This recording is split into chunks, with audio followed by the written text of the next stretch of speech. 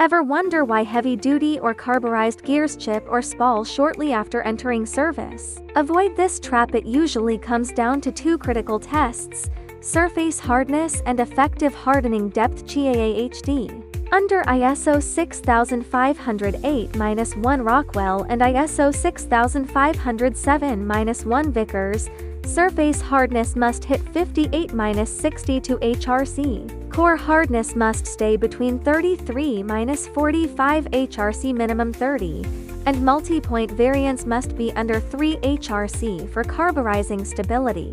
For CAAHD, ISO 2639 uses 550 HV1 as the boundary. Too thin causes fatigue spalling, while too deep causes brittle cracking. For 18 Crenimo 76, the sweet spot is 3.4-3.9 mm, with auxiliary 653 HV1 depth 1.0 to mm. The standard test takes 5 steps.